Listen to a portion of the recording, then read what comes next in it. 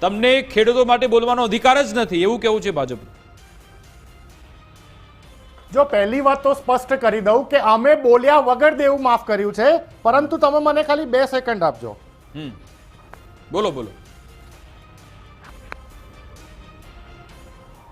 कि भारतीय जनता पार्टी की सरकार बनने के बाद पहली ही मीटिंग में पहला ही काम किसानों की कर्ज माफी का कर दिया जाएगा.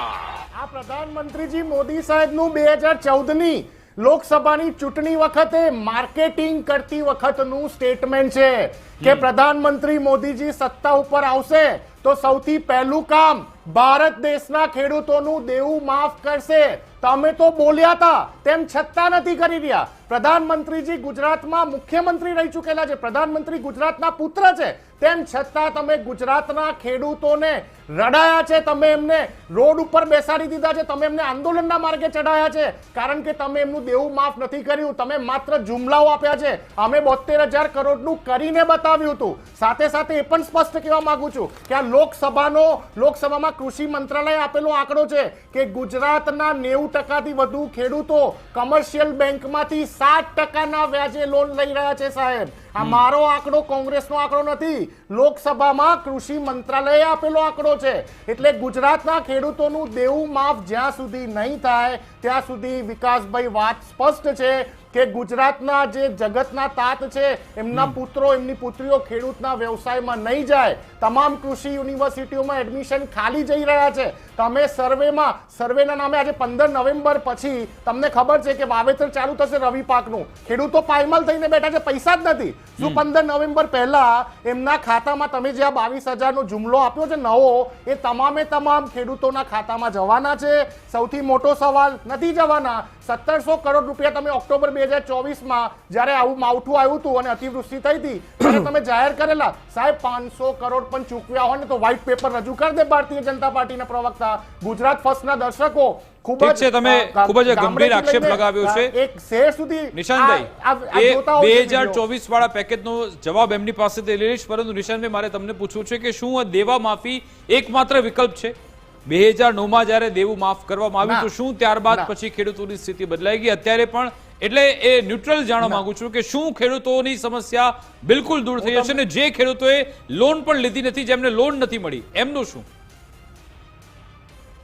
હું 8 સેકન્ડમાં તમને 8 મુદ્દા કહી દઉં. ખેડૂતોનું દેવું માફ થવું જોઈએ, પાક વીમા યોજના તાત્કાલિક શરૂ થવી જોઈએ, ખેડૂતોને સીધી સહાય, ખોટી જમીન માપણી રદ થવી જોઈએ, જમીન સંપાદન કાયદામાં સુધારણા, નકલી બિયારણ દવા ઉપર લગામ, પશુપાલકોને સહાય અને સાથે સાગર ખેડૂ અને ખેત મજૂરોને પણ વળતર.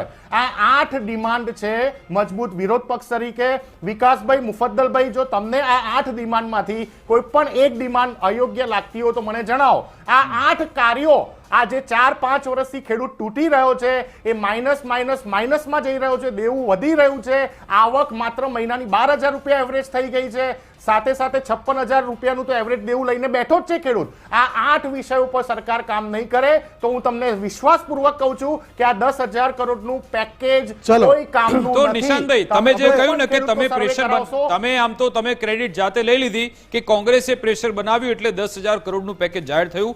જ્યારે 2020 દરમિયાન જ્યારે આ પાક વીમા યોજનાને લઈ નિર્ણય લેવામાં આવી રહ્યો હતો ત્યારે તમે કેમ પ્રેશર ન બનાવ્યું કે આ ખોટું છે? તમે કદાચ એવું પ્રેશર તમારામાં તાકાત છે તો પછી બનાવ્યું હોત તો આ ખેડૂતોને યોજના મળતી હોત, કેમ નથી મળતી?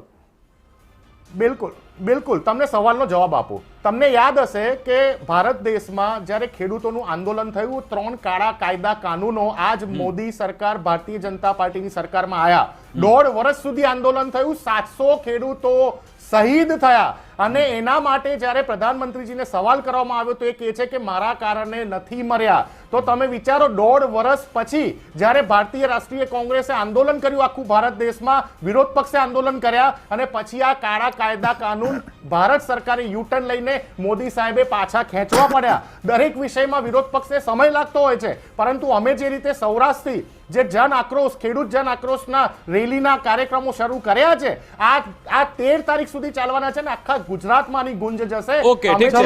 હવે ઘનશ્યામભાઈને પૂછી લઈએ, ખાસ કરીને પાક વીમાની ડિમાન્ડ અને ખેડૂતના દેવાની માફીની ડિમાન્ડ. બિલકુલ, એમને પૂછી લઈએ.